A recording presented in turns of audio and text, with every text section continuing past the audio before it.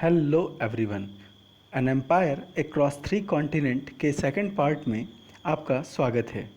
Last time जब हम Roman empire के रिचनेस के बारे में डिस्कस कर रहे थे तो एक रेफरेंस आया था कि रोम को उसके अंदर एक छोटा सा राज्य था, जिसका राजा था, जिसका सामंत कह सकते हो, लॉर्ड कह सकते हो, हेरोड। वो जो है लगभग 5.4 मिलियन जो है देनारियस जो है इनको टैक्स देता था, जो कि 1,25,000 केजी गोल्ड के बराबर था। अब इस पर एक सवाल आया था, एक स्टूडेंट ने पूछा था कि आखिर ये कैसे पॉसिबल था कि कोई 1,25,000 किलो गोल्ड जो है वो टैक्स दे। मतलब कि उसकी कमाई कितनी अधिक रही होगी कि इतना तो वो टैक्स ही दे रहा था। आखिर इतना पैसा आता कहाँ से था, ये एक बड़ा इंटरेस्टिंग सा सवाल है। तो फिर जब मैंने इसको खोजने की कोशिश की तो मुझे जो है उसकी लोकेशन पर एक बढ़िया सा सुराग मिला। जो हेरोड था उसके कंट्रोल में दो बड़े शहर थे। आप अगर देखोगे, एक शहर है कॉन्स्टेंटिनोपल और जो दूसरा शहर है वह है जेरूसलम। जेरूसलम को अगर आप देखोगे तो ये जो है एक ज़बरदस्त सा पवित्र शहर है, जहाँ पर जो है आज तो इस्लाम का भी एक बड़ा सेंटर रहा है। क्रिश्चियनिटी और ज्यूज़ दोनों का एक बहुत बड़ा सेंटर रहा है। आज के डेट में इस्लाम भी का भी जो है एक बहुत बड़ा सेंटर हो गया, क्योंकि इस्लाम बहुत लेट से पनपा, 6th सेंचुरी के आसपास। तो इस कारण जो है इस्लाम का रेफरेंस नहीं आता, बट पहले भी जेरूसलम एक बहुत पवित्र शहर था। तो नेचुरली जब एक बड़ा शहर आपके कंट्रोल में है तो जो है आपकी इनकम बहुत ज़्यादा हो जाती है, क्योंकि वहाँ बहुत सारे लोग आते हैं, डोनेट करते हैं। दूसरी चीज़ अगर आप देखोगे, इनके कंट्रोल में जो है कॉन्स्टेंटिनोपल है। ये वो लोकेशन है जहाँ से एशिया से आप यूरोप की ओर एंटर करते हो। और आप ये जानते हो कि रोमन एम्पायर जो है बहुत ज़्यादा ट्रेड करता था। इस ट्रेड के कारण जो है और सारा का सारा जो बिज़नेस है वो इस कॉन्स्टेंटिनोपल होकर के ही जा रहा था, जो भी सामान का आना जाना था। तो नेचुरली इस शहर को बहुत ज़्यादा इनकम होती थी।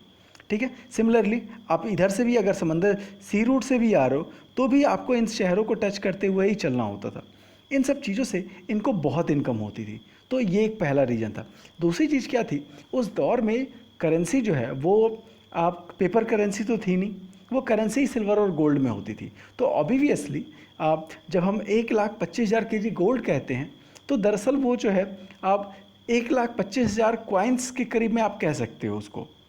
ठीक है, क्योंकि उस दौर के क्वाइंस भी बहुत भारी होते थे। नहीं सॉरी, 1,25,000 एक क्वाइन 1 किलो का तो नहीं होगा, बट सिंपली उस दौर के क्वाइंस ही गोल्ड में होते थे।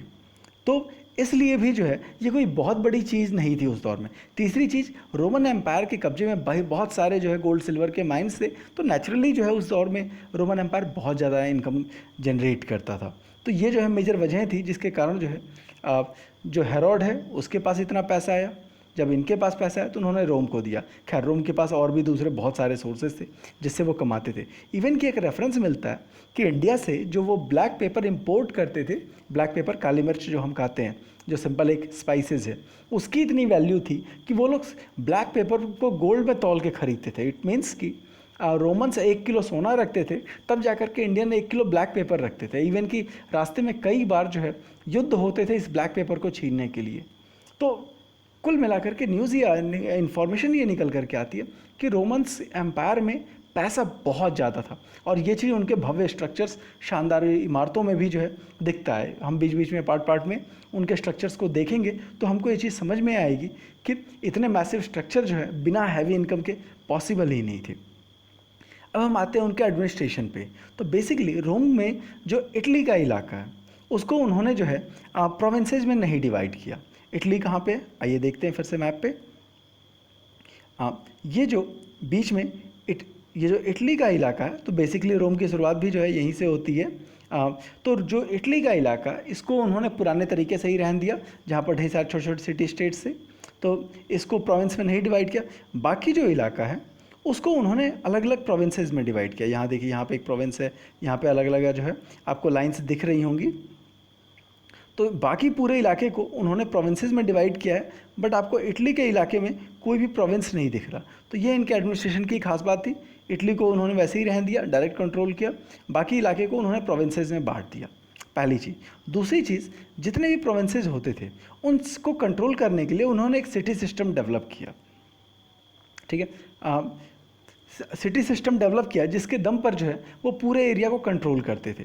जिस समय रोमन साम्राज्य अपने पीक पे आया तो उस समय अपने पीक पर स्कॉटलैंड से लेकर के आर्मेनिया तक और सहारा से लेकर यूफ्राइटिस तक इनका इलाका जो है इनके कब्जे में था। अगेन इस पूरे एरिया को फिर से अगर मैप पे देखें तो आप देख सकते हो ये ऊपर का हिस्सा, ये यूरोपियन हिस्सा, ये अफ्रीकन हिस्सा और ये जो है एशियन हिस्सा, इतना बड़ा इलाका जो है इनके कंट्रोल में था। फिर से जो है चैप्टर पे आते हैं। इसके बाद जो इतना बड़ा एम्पायर जो है उन्होंने कैसे संभाला। अगेन आप देख रहे हो वहाँ अफ्रीकन लोग भी हैं, एशियन लोग भी हैं, यूरोपियन लोग हैं और उनके भी कई सब ब्रांचेज हैं। तो एक ज़बरदस्त वैरायटी वाली सोसाइटी है जहाँ पर 60 मिलियन लोग यानी कि 6 करोड़ लोग रह रहे हैं। और इन सबको मेंटेन करने के लिए उन्होंने बड़े बड़े शहर बसाए।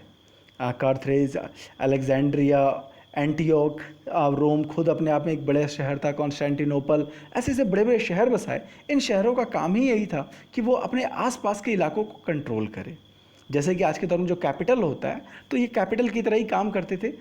बीच में एक बड़ा शहर बना दिया और वो उसको एक आसपास के कई गाँवों का या फिर कई सारे जो इंटीरियर इलाकों का, कंट्री साइड्स का इलाका दे दिया कि आप इस इलाके से टैक्स कलेक्ट करेंगे और उसको उससे जो है आप हमको पैसा देंगे, उसी से ही अपना पूरा का पूरा एडमिनिस्ट्रेशन चलाएंगे। एक और चीज़ थी, स्टार्टिंग दौर में जो इनकी पावरफुल लोग थे, जो इनके जो रोमन एम्पायर के जो इम्पोर्टेंट लोग थे वो सारे के सारे जो है इटालियन ओरिजिन के थे। ठीक है, क्योंकि रोम इटली में था तो इटालियन जो सीनेटर्स थे उनका इम्पैक्ट बहुत ज़्यादा था। पर धीरे धीरे इन्होंने क्या किया, जो इटालियन जो लोग थे इनको शिफ्ट करना शुरू किया। उनकी जगह से उन्होंने प्रोविंस से लोगों को जो है लेना शुरू किया। वजह क्या थी, जो इटालियन सीनेटर्स थे, जैसे कि आपको बताया गया था कि स्टार्टिंग में रोम एक रिपब्लिक था। ठीक है, और जो रोम का किंग था वो प्रिंसिपेट था, means first senator, first leader. तो ऐसे केस में जो इटली के जो सेनेटर्स थे वो रोम को जो है, रोम के राजा को बहुत ज़्यादा वैल्यू नहीं देते थे। उनको लगता था कि यार ये हमारे बीच से ही एक है। तो इन्होंने क्या किया, उस सिचुएशन को कंट्रोल करने के लिए इन्होंने 2-3 काम किए। पहली चीज़, जो भी सीनेटर्स थे उनको साफ साफ मना कर दिया कि आप जो है एडमिनिस्ट्रेशन में पार्टिसिपेट नहीं करेंगे। ठीक है, पहली चीज़ कहा कि जो रोम के जो सीनेटर्स हैं वो जो है मिलिट्री में नहीं जाएंगे, उनको मिलिट्री की पोस्ट नहीं दी जाएगी। ठीक है, इससे क्या हुआ कि सीनेटर्स के हाथ में जो पावर थी, जो एक्चुअल आर्मी पावर थी, वो ख़त्म हो गई। दूसरी चीज़ इन्होंने क्या किया कि जो प्रोविंसेस से इन्होंने जो है ऑफिसर्स उठाने शुरू किए और उनको रोम में जो है बड़ी बड़ी पोस्ट देनी शुरू की। इस तरह से जो प्रोविंसेस के जो लोग थे वो राजा के भक्त बन गए और उनके दम पर जो राजा लोग थे उन्होंने सीनेटर्स की जो पावर थी उसको दबा दिया। एक और बड़ा मज़ेदार सा पिक्चर है, यहाँ पर थोड़ा ब्लर करके, पोंटू गार्ड। अक्सर आप जो है आप रोम के बारे में, रोमन आर्किटेक्चर के बारे में पढ़ोगे तो ये स्ट्रक्चर बार बार दिखता है। मुझे भी ये समझ में नहीं आता था इस पिक्चर में क्या खास बात है और क्यों इसको जो है इतना ज़्यादा इंपॉर्टेंट दी जाती है। फिर बाद में मैंने इसको सर्च किया, ये है क्या चीज़। आइए देखते हैं क्या है ये।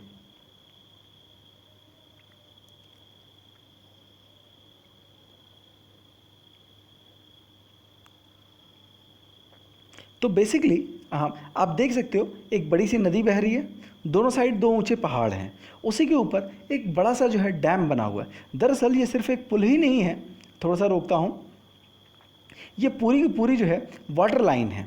मीन्स था क्या कि एक और इनके अपने ऊंचे शहर थे जहाँ पर इनको पानी पहुँचाना था। अब नीचे से तो पानी ऊपर जा नहीं सकता। आप इसको ऐसे देख सकते हैं, जैसे मान लीजिए इस शहर के ऊपर एक जो है पूरा शहर बसा हुआ है इस पहाड़ी के ऊपर। तो अब नीचे नदी से तो पहाड़ के ऊपर पानी जा नहीं सकता। तो इन्होंने क्या किया, इधर का जो पहाड़ था यहाँ से ऊपर एक पूरी पाइपलाइन बिछाई और ऊपर ऊपर सारा का सारा पानी जो है ट्रांसफ़र किया। तो ये अपने उस दौर के हिसाब से एक बहुत बड़ा जो है स्ट्रक्चर था। आप देख सकते हो कि जो है कितना ऊंचा पुल बनाया गया और इसके ऊपर से पानी पहुंचाया गया। अब इस वाटर सिस्टम को थोड़ा और बेहतर तरीके से हम देखने की कोशिश करेंगे, ये कैसे उन्होंने जनरेट किया। एक और वीडियो देखते हैं।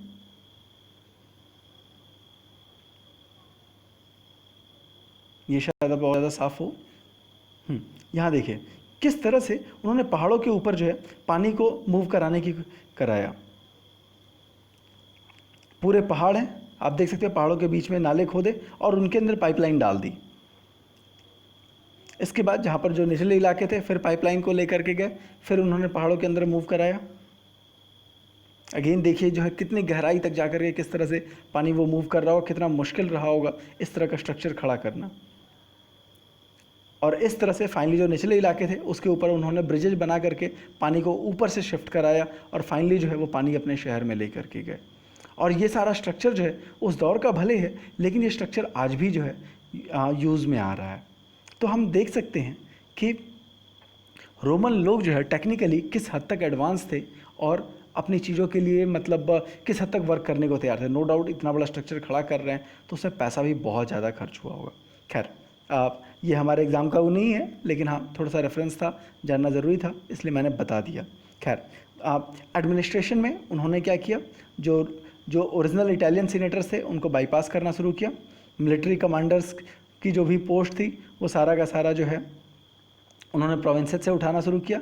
गैलिनियस के टाइम से ही जो है जो सीनेटर्स थे वो उनको मिलिट्री कमांड देना बंद कर दिया था और धीरे धीरे जो है सीनेटर्स को साफ साफ बोल दिया कि आप मिलिट्री में नहीं जाओगे।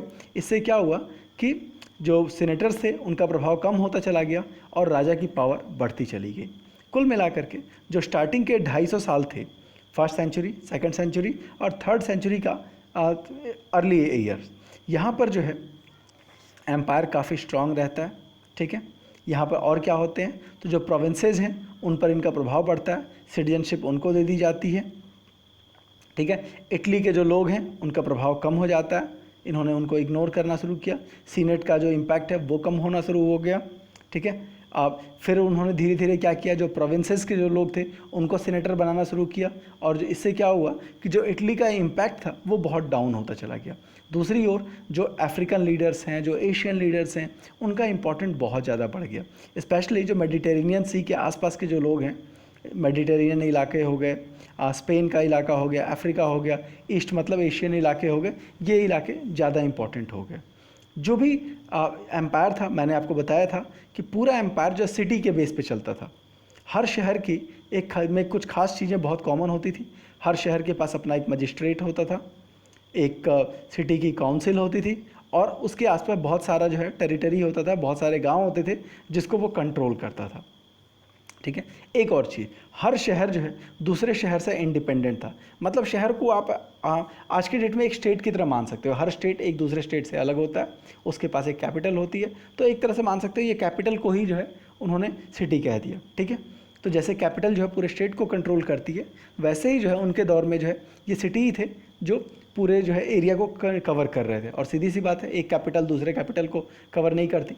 किसी भी हाल में जो है लखनऊ जो है पटना को कंट्रोल नहीं कर सकता, लखनऊ यूपी को कंट्रोल करता है, पटना बिहार को कंट्रोल करता है।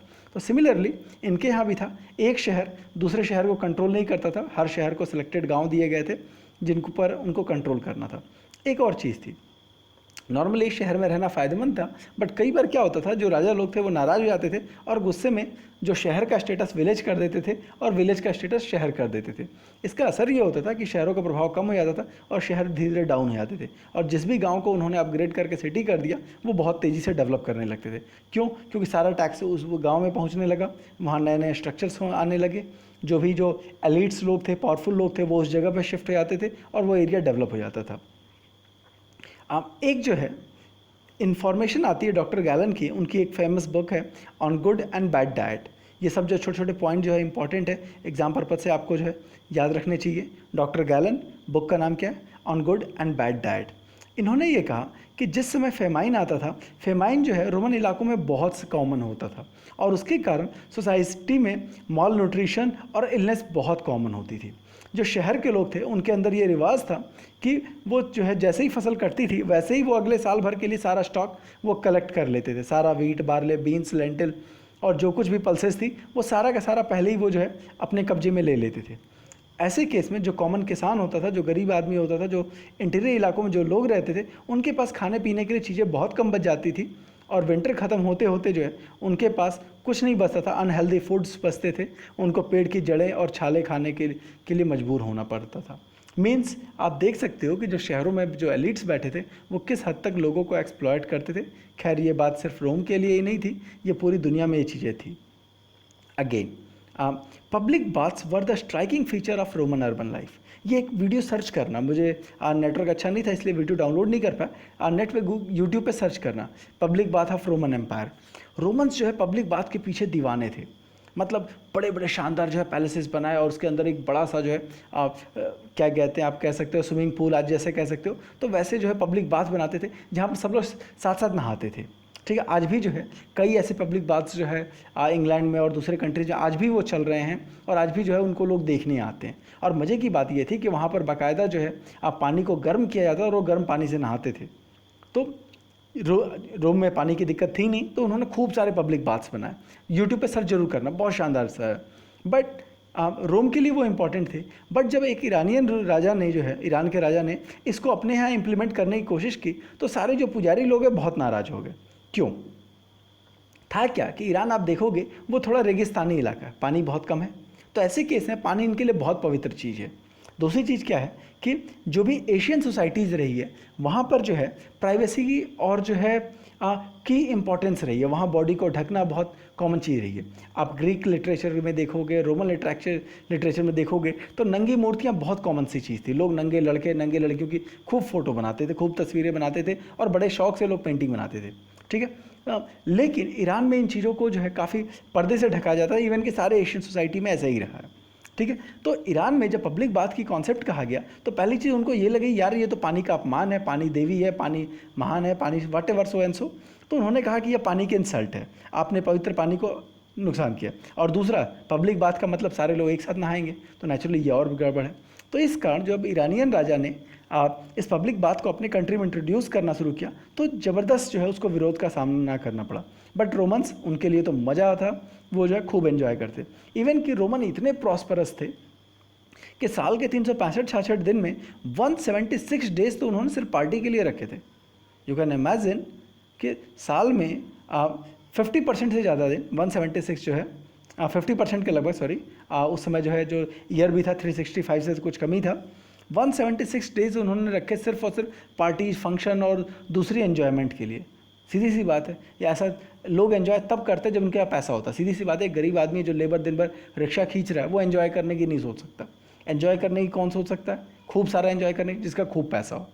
तो साल में 50% के लगभग जो है 176 डेज जो है अगर वो एंजॉय करने की सोच सकते हैं तो इससे भी आप समझ सकते हैं उनके पास कितना पैसा रहा होगा कि मोस्ट ऑफ टाइम जो है उनकी अय्याशी में ही बीतता था कि हमेशा कोई बड़े बड़े शोज़ हो रहे हैं, बड़े बड़े इवेंट्स हो रहे हैं, ग्लैडिएटर्स लड़ रहे हैं, ये सारी चीज़ें जो है, या फिर जो है वो बाथ टब में नहाने जा रहे हैं, कभी कोई फेस्टिवल चल रहा है, तो इन सब चीज़ों में काफ़ी टाइम स्पेंड करते हैं।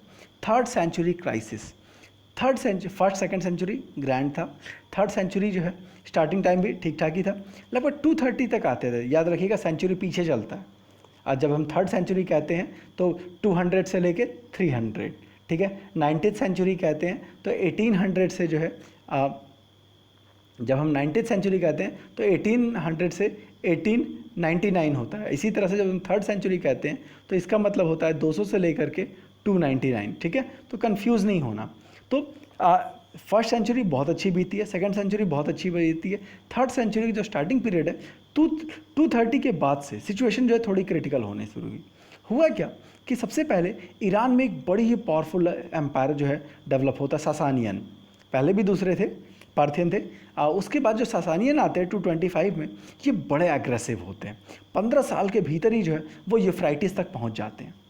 यूफ्राइटिस रिवर, याद रखिए, ये वही बॉर्डर लाइन है जहाँ से रोमन एम्पायर और जो है ईरानियन एम्पायर का जो है एरिया जो है डिवाइड होता है, ठीक है। आप सॉरी, इस मैप में नहीं दिख रहा, ठीक है।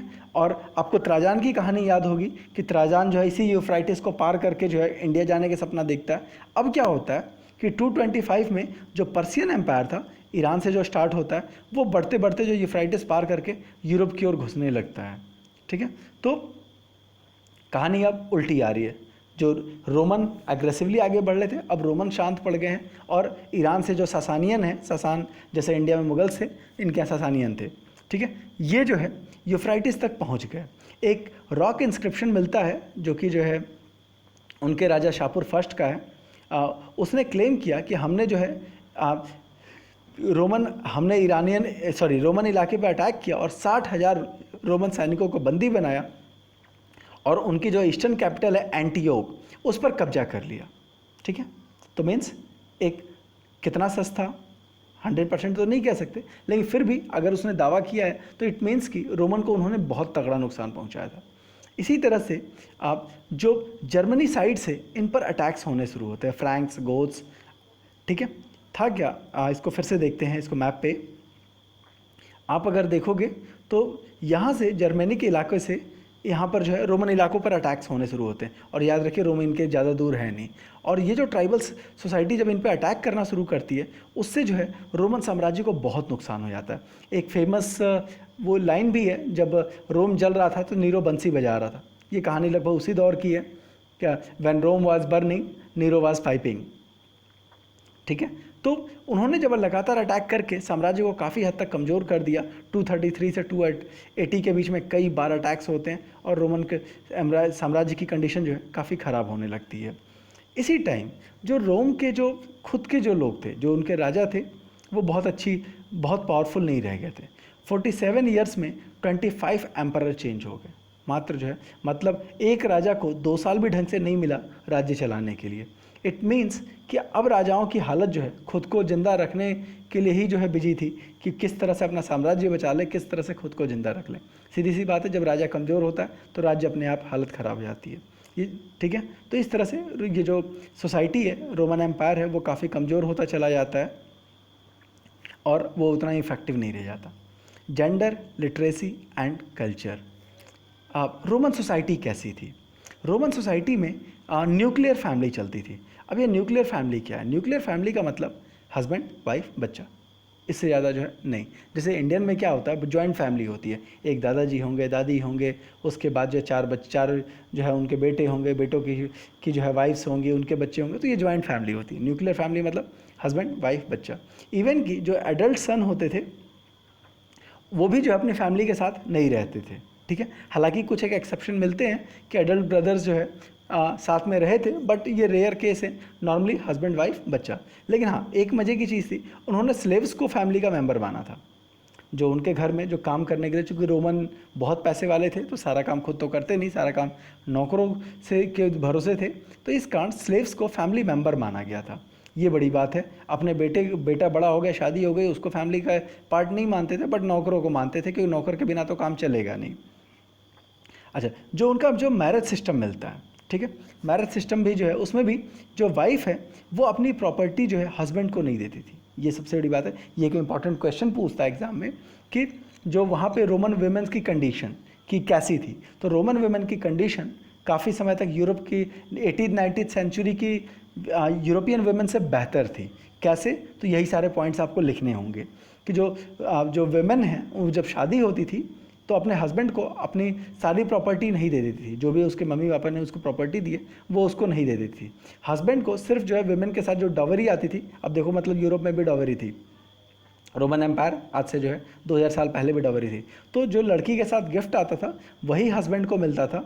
अदरवाइज़ जो अगर बाप ने बेटी को कुछ प्रॉपर्टी दी है वो उसको बिल्कुल नहीं मिलता था। अगेन अगर डाइवोर्स हो गया तो फिर वो जो डॉवरी वो भी बैक हो जानी थी। ठीक है, इसके बाद अगर जो है लड़की के बाप ने उसको जो है काफ़ी सारी प्रॉपर्टी दी है तो वो उसकी इंडिपेंडेंट ओनर होती थी, उस पर जो है उसके हस्बैंड का कोई हक नहीं होता था। इसी तरह से रोमन वुमेन को बहुत सारे लीगल राइट्स मिले थे कि वो अपनी प्रॉपर्टी को रख सकती थी, मैनेज कर सकती थी, उससे पैसे कमा सकती थी।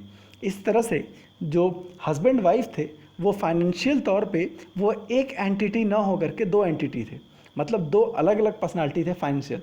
एज ए दोनों को एक फैमिली माना जाता था, बट बिजनेस के मामले में उनको दो अलग अलग फाइनेंशियल एंटिटी माना जाता था कि दोनों का ट्रेड अलग है, दोनों अलग टैक्स भरेंगे और दोनों जो है दोनों से अलग अलग डील होगी। कि आप ये नहीं कह दोगे कि तुम्हारी वाइफ ने जो है इतना पैसा हमसे उधार लिया था तो तुम पे करो, नहीं, वाइफ ने लिया वाइफ से मांगो, हस्बैंड ने लिया हस्बैंड से मांगो, वाइफ से मांगने मत आना। तो इसका सिंपल मतलब ये है। अगेन जो वाइफ्स थी उनको जो है लीगल इंडिपेंडेंस थी, लॉ के मामले में वो फ्री थी, काफ़ी हद तक फ्रीडम थी। अगर शादी को तोड़ना है तो आपको कुछ भी नहीं करना था, सिर्फ आपको जो है जा करके एक नोटिस दे देनी होती थी कि साहब हमको जो है इस शादी में नहीं रहना, हम इनसे अलग होना चाहते हैं। और ये काम हस्बैंड और वाइफ दोनों के लिए अलाउड था कि दोनों में से कोई भी जाके अगर ये कहता है कि हमको शादी में नहीं रहना तो उसको परमिशन मिल जाती थी। तो ये जो है बेनिफिट्स थे जो कि जो है यूरोपियन कंट्रीज़ में जाकर के 20th सेंचुरी तक जाकर के मिले, और अरबियन कंट्रीज़ में तो खैर आज भी नहीं है। एक जगह पर वेमेन जो है थोड़ा सा लो कंडीशन में थी। होता क्या था, जो शादी की जो एज थी वो मेल के लिए लेट 20s या अर्ली 30s थी।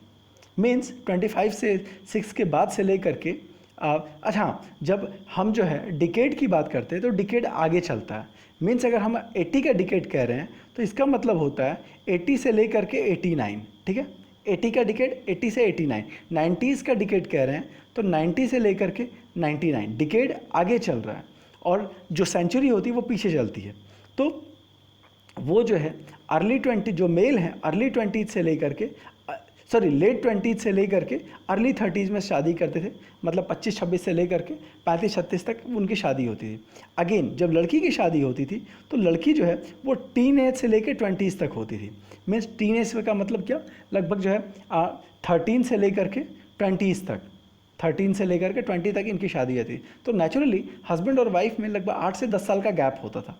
अब नेचुरली जब इतना ज़्यादा गैप होगा तो हस्बैंड का डोमिनेंस तो स्वाभाविक है, हस्बैंड का जो है वाइफ पर जो है डोमिनेंस था। बट फिर भी आप देखोगे बाकी सोसाइटी के कंपैरिजन में रोमन वेमेन जो है काफ़ी बेहतर कंडीशन में थी।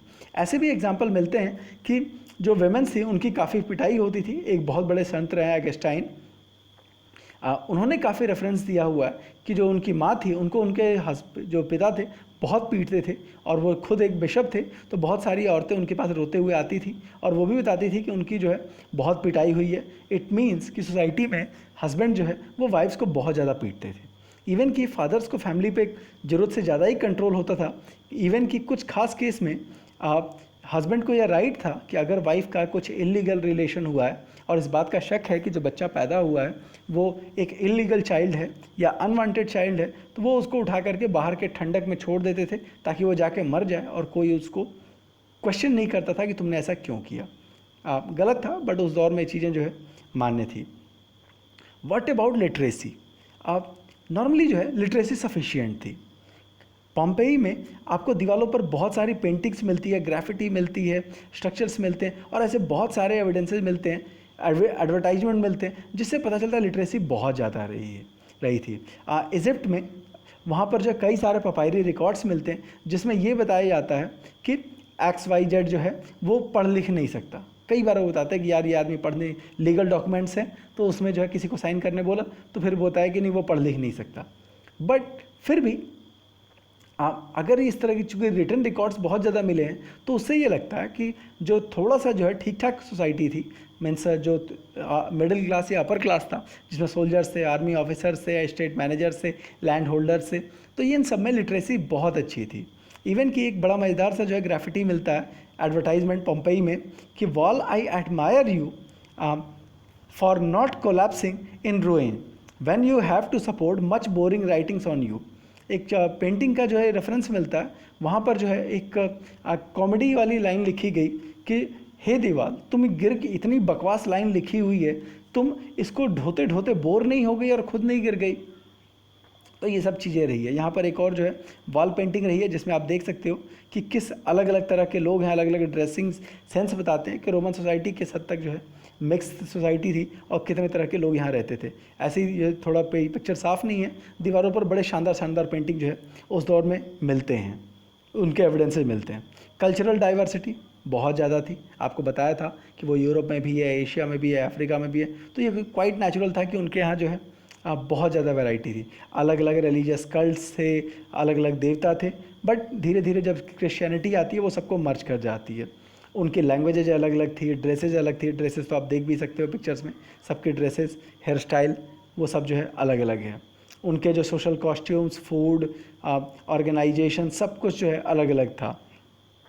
लैंग्वेज की बात करें तो स्टार्टिंग दौर में अरमाइक जो है ईस्टर्न इलाका, मतलब जो एशियन इलाका है वहाँ पर अरमाइक बहुत कॉमन थी। जो कॉप्टिक लैंग्वेज है वो इजिप्ट में बोली जाती थी। जो प्यूनिक और बर्बर ये नॉर्थ अफ्रीका में बोली जाती थी। कैल्टिक ये स्पेन में बोली या स्पेन और नॉर्थ वेस्ट में यानी कि यूरोपियन साइड बोली जाती थी।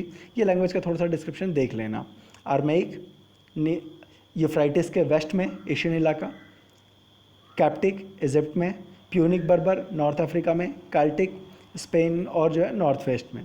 मोस्ट ऑफ जो लैंग्वेज थी वो ओरल ही थी बट धीरे धीरे जो है उन्होंने जो है रिटन जो है स्टार्ट किया। आर्मेनियन ये जो है 5th सेंचुरी में जो है लिखना स्टार्ट हुआ, और बाद में जब जैसे जैसे लैटिन का एक्सपेंशन होता है उन्होंने जो है लैटिन लैंग्वेज ने बाकी सारी लैंग्वेज को दबा दिया, और जो है बाकी लैंग्वेज का उतना वजूद नहीं रहा। ठीक है, इकोनॉमिक एक्सपेंशन, जो रोमन्स थे बहुत रिच लोग थे जैसा कि मैंने बार बार बताया। और जब रिच क्यों थे? क्योंकि उनकी ट्रेडिंग बहुत ज़्यादा होती थी। ठीक है, उनके पास जो है बहुत सारे जो है हार्बर्स थे, बहुत सारी जो माइंस थी, क्वायरिंग एरिया थे, ब्रिकयार्ड्स थे, ऑलिव ऑयल फैक्ट्री थे, वीट वाइन ऑलिव ऑयल के जो है बहुत बड़े अमाउंट में उनके पास ट्रेड होता था। Specially Spain, Gallic area, Gallic जो है फ्रांस एरिया में, गैलिक जो है उसे उन्होंने गॉल स्टेट बोलते थे। स्पेन, गैलिक प्रोविंस, फ्रांस याद रखिएगा। और नॉर्थ अफ्रीका, इजिप्ट से बहुत बड़ी अमाउंट में जो है चीज़ें इधर से उधर जो है मूव करती थी। जो लिक्विड स्पेशली जो ऑलिव ऑयल और जो है को मूव कराने के लिए जो है यूज़ किया जाता, सॉरी लिक्विड में जो है दो चीज़ें मूव होती थी, वाइन और ऑलिव ऑयल। इसके लिए जो कंटेनर थे उसको एम्फोरे बोलते थे। ठीक है, एक और साहब हैं जो चूँकि बर्तन बहुत ज़्यादा मिले हुए हैं, चूँकि ज़मीन के अंदर जब आर्कियोलॉजिकल खुदाई हुई तो बर्तन बहुत ज़्यादा मिले, तो एक साहब थे आर्कियोलॉजिस्ट ड्रेसल, उन्होंने कई तरह के बर्तनों का पता लगाया। ठीक है, तो उसी में बर्तन का एक टाइप, तो ये जो बर्तन हैं, जो बड़े बड़े जो वसल्स मिले, इन वसल्स का नाम भी जो है उन्हीं के नाम पर रख दिया गया। तो एक शहर था, वहाँ पर जो है, सॉरी ये जो है लगभग, सॉरी, तो ऐसे ऐसे जो है आप यहाँ से देख सकते हो कि किस हद तक जो है यहाँ पर जो है बर्तन मिले हैं। ठीक है, तो ऐसे ऐसे बर्तनों की संख्या जो है कई करोड़ मिला है। एक शहर है मॉन्टे टेस्टेसियो। ठीक है, यहाँ पर लगभग 50 मिलियन वेसल्स मिले। 50 मिलियन मतलब कितना? 5 करोड़। ठीक है, 1 मिलियन 10 लाख होता है, तो 50 मिलियन 5 करोड़ जो है वेसल्स के रिमेन मिले। यू कैन इमेजिन कि जो है इतना जो है मिला है, और सोचो कितना बर्बाद हो गया, या फिर जो है आज तक मिला नहीं, या फिर उन्होंने यूज़ करके ख़राब कर दिया। तो 5 करोड़ जो है वेसल्स के रिमेन जो है अकेले मॉन्टे टेस्टेसियो में मिले। तो इट मीन्स कि बहुत बड़ी अमाउंट में जो है आप वो जो है आप ऑलिव ऑयल और वाइन्स को वो एक्सपोर्ट कर रहे थे, और दूसरी चीज़ों को जो हिस्टोरियन रहे, आर्कियोलॉजिस्ट रहे, वो इन बर्तनों की स्टडी करते हैं, और वो इनकी मिट्टी को देखते हैं कि ये मिट्टी कहाँ से है। मतलब ये अफ्रीकन मिट्टी है, एशियन मिट्टी है, इटालियन मिट्टी है, स्पेन की मिट्टी है, तो उससे पता लगाते हैं कि ये बर्तन कहाँ से है। One thing. दूसरी चीज़, अगर आप किसी बर्तन में कोई सामान रखें, खासकर लिक्विड आइटम, उसका कुछ तो पार्ट उसमें लगा रहेगा। तो आज चूँकि साइंस काफ़ी डेवलप हो गया है, तो उससे वो पता करने की कोशिश करते हैं कि वो सामान जो है किस हद तक जो है कौन कौन सा सामान जो है उसके अंदर मूव करता रहा होगा। आप ड्रेसल 20 बता दिया, ड्रेसल आर्कियोलॉजिस्ट थे जिन्होंने इन बर्तनों की खोज की थी, और उन्हीं के नाम पे इन बर्तनों के जो है नाम रखे गए। तो अलग अलग साइज़ थी, उसी हिसाब से उन्होंने नंबर दे दिए गए। तो ड्रेसल 20 सबसे ज़्यादा कॉमन यूज होने वाला था, चूँकि बहुत बड़े साइज़ के ये बर्तन थे। ठीक है, स्टार्टिंग दौर में जो इटालियन इलाका था वो ऑलिव ऑयल का जो है सबसे बड़ा प्रोड्यूसर था। ठीक है, बाद में क्या हुआ, स्पेनिश लोगों ने उन्होंने ऑलिव ऑयल प्रोडक्शन बढ़ा दिया, और नो डाउट स्पेनिश का जो क्वालिटी था वो काफ़ी बेहतर था। इस कारण जो इटालियन ट्रेडर्स थे वो डाउन पड़ गए, और स्पेन के जो बिजनेसमैन थे उनका ऑलिव एक्सपोर्ट बहुत ज़्यादा बढ़ गया। फिर धीरे धीरे जो अफ्रीकन लोग थे, नॉर्थ अफ्रीकन लोग थे, उन्होंने जो है स्पेनिश ट्रेडर्स थे उनको डाउन कर दिया, और नॉर्थ अफ्रीकन जो लोग थे वो सबसे बड़े एक्सपोर्टर हो गए। इसके बाद 425 तक आते आते जो ईस्टर्न इलाका था, मीन्स जो यूफ्राइटिस के आसपास का जो इलाका था, ये सबसे बड़े ट्रेडर होकर के उभरते हैं। तो इस तरह से मतलब जो Asia minor, Turkey, Syria, Palestine का जो इलाका है, ये इलाके बहुत इंपॉर्टेंट हो जाते हैं। तो इस तरह से हम देखते हैं कि समय के साथ साथ अलग अलग इलाके काफ़ी डेवलप होते हैं या डाउन पड़ते हैं। सीधी सी बात है, जिनका ट्रेड बहुत अच्छा चल रहा था वो काफ़ी ग्रो करते चले गए, जिनका ट्रेड डाउन पड़ता चला गया वो शहर डाउन होते चले गए। सिंपली आज देखो 1900 तक, 100 के पहले तक ब्रिटेन बहुत पावरफुल कंट्री थी। 100 के बाद अमेरिका जो है ज़्यादा डोमिनेंस बढ़ता गया। ठीक है, 1980-90 के बाद से चाइना का प्रभाव बढ़ता गया, इंडिया भी बहुत तेज़ी से इमर्ज कर रहा है। तो सीधी सी बात है, जो कंट्री सबसे ज़्यादा एक्सपोर्ट करेगा उसके पास उतना ज़्यादा पैसा आएगा, जितना ज़्यादा पैसा आएगा उतना तेज डेवलपमेंट होगा।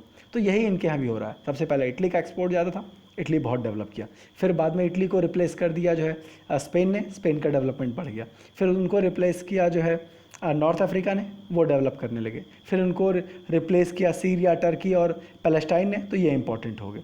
तो इस तरह से शहर जो है ग्रो करते रहे।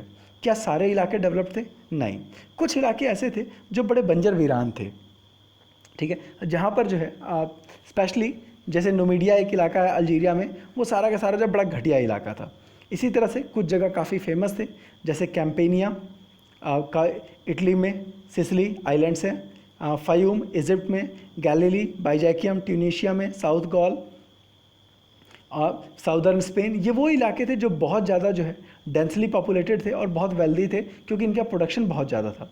अब जैसा कि जो है स्ट्रेबो और ये प्लिनी बताते हैं, इनसे जो है ये जो हिस्टोरियन है जिनसे जो है उस दौर की इन्फॉर्मेशन मिलती है, ये बताते हैं कि सबसे अच्छी शराब जो है कैंपेनिया से आती थी। सिसिली बाइजैकियम जो है वीट एक्सपोर्ट करते थे। गैलीली जो है बहुत हैवी कल्टीवेशन होता था, इवन कि एक एक इंच ज़मीन को जो है उन्होंने कल्टीवेट करके रखा था। इसी तरह से स्पेनिश ऑलिव ऑयल काफ़ी फेमस रहा था। तो अलग अलग इलाके रहे हैं जो अलग अलग चीज़ों के एक्सपोर्ट के लिए बहुत जो है फेमस थे।